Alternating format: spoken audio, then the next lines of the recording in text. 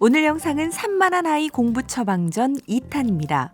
지난 영상 중에 가장 중요한 부분을 짚어보자면 산만한 아이, ADHD로 문제 성향을 보이는 아이들의 충동성이나 산만함은 전두엽이라는 뇌 영역과 관련이 있다는 점, 산만한 아이는 안 하는 것이 아니라 못하는 것이라는 점, 부모는 이해되지 않겠지만 아이 입장에서는 집중이 안 되는 것을 해내려고 매우 노력하고 있다는 점 등을 알고 그에 맞는 대응법을 알아가야 한다까지 이야기했었는데요. 이번 영상에서는 산만한 아이의 증상별 맞춤 대응법과 문제 행동을 바로잡는 놀이, 학습 능력을 높이는 놀이 등을 알아보겠습니다. 먼저 산만한 아이의 증상별 맞춤 대응법입니다.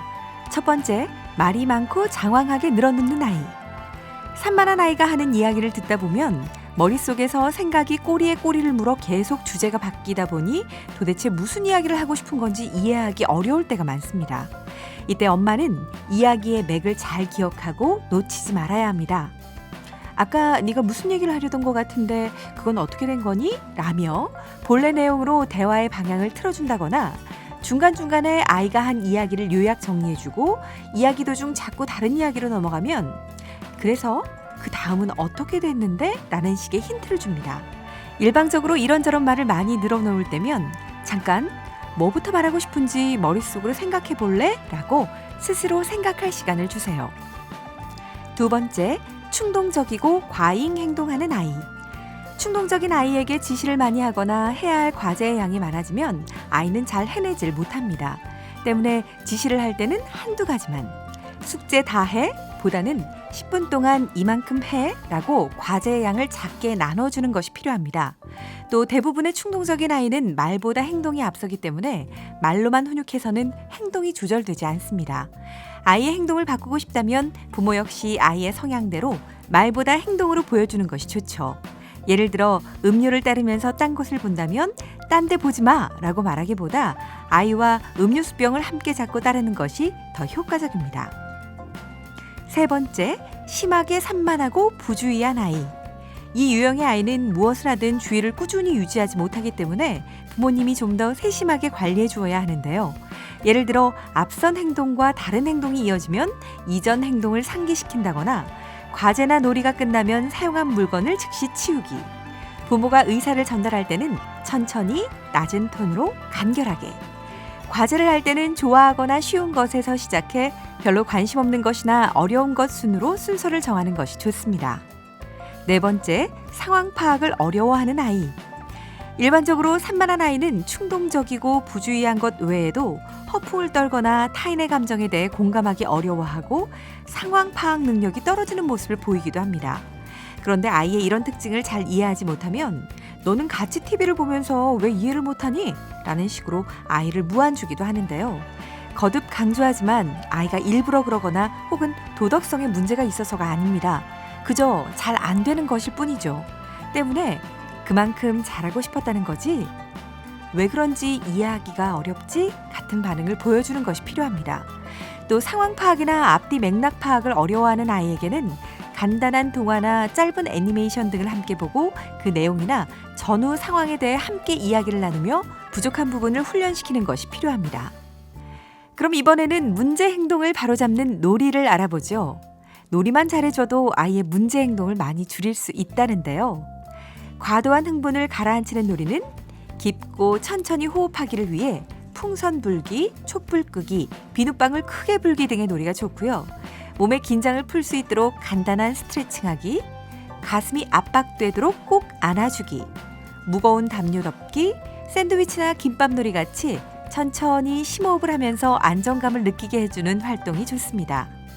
정서 조절에 도움이 되는 놀이는 아이가 자기 감정에 대해 비난받지 않으면서도 마음을 표현할 수 있도록 해야 하는데요.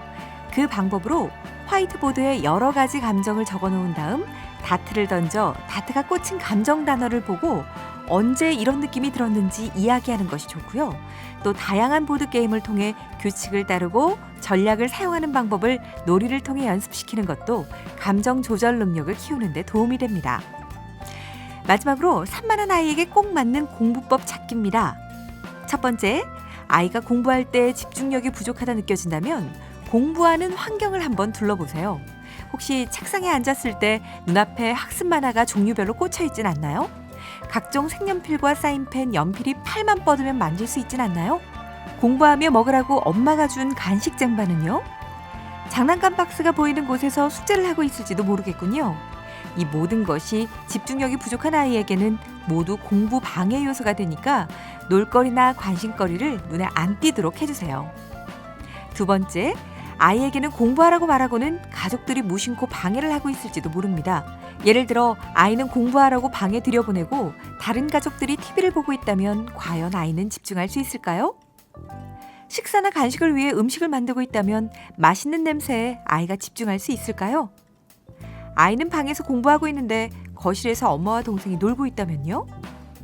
사실 엄마가 거실에서 동생과 노는 것, 가족이 TV를 보는 것, 음식을 만드는 것 등은 일반적인 가정에서 흔히 일어나는 일입니다. 하지만 주의 산만한 아이가 공부를 하고 있다면 앞선 상황들은 공부보다 재미있는 일이 되면서 집중하기 어렵게 만들죠. 세 번째, 공부나 숙제를 하다가 갑자기 말을 시작하면 처음에는 5분 정도 시간을 내 주의 깊게 들어주는 것이 좋습니다.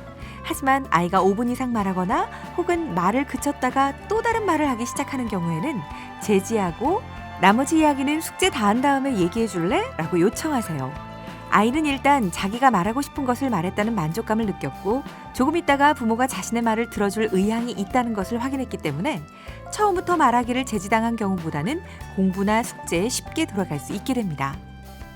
네 번째, 절대 해서는 안 되는 일. 아이가 부모 뜻대로 되지 않는다고 해서 속상한 마음을 자녀에게 꼬지람이나 훈육의 방법으로 표출하는 것입니다. 모든 일에서 그럴 순 없겠지만 적어도 공부할 때는 이 자식은 내 자식이 아니다 하는 마음으로 대하세요. 부모가 가져야 할 것은 아이는 공부가 재미없을 것이고 공부하는 습관은 들지 않을 것이라는 마음입니다. 이런 마음이 바탕이 된다면 아이가 매우 안타깝고 안쓰럽게 느껴져 적어도 아이를 혼내거나 재촉하는 빈도는 줄게 되겠죠. 물론 화를 참는 것이 많이 힘들겠지만 화를 내면 비난의 말이 쏟아져 나올 수밖에 없으니 화를 참는 모습을 보이는 것이 오히려 더 낫습니다. 다섯 번째, 꼭 해야 하는 것, 바로 칭찬하기입니다. 부모의 역할은 아이의 공부 과정을 즐겁게 해주는 데 있습니다. 그리고 부모가 즐겁게 해줄 수 있는 방법 중 으뜸은 단연 칭찬하기죠. 하기 싫을 텐데 꼭 참고 자리에 앉았네? 우리 아들 너무 착하다. 엄마가 말하지 않아도 오늘 숙제를 알고 있네? 역시 우리 딸은 성실해. 오, 숙제 다 했구나. 오랜 시간 힘들었을 텐데 정말 수고했네. 아주 사소한 일이더라도 긍정적인 행동에 대해 칭찬해주면 아이는 학습이 재미없는 것이라는 생각을 잠깐이라도 잊어버릴 것입니다. 주의 집중에 어려움이 있는 아이에게 자꾸 집중하라는 것은 12개월도 안 된 아이에게 뛰어다녀! 라고 시키는 것과 비슷한 일이라고 합니다. 물론 아무리 책을 읽고 마음으로 다짐해도 아이의 행동을 받아들이기가 힘들 때도 있을 거예요. 그래도 전혀 시도하지 않는 것보다 이런 방법들을 기억하려고 노력하는 마음과 더불어 한 번이라도 해보고 시도하는 것이 낫겠죠? 지금 이 영상을 보며 다짐하는 여러분처럼 말이죠. 지금까지 엄마의 책장이었습니다.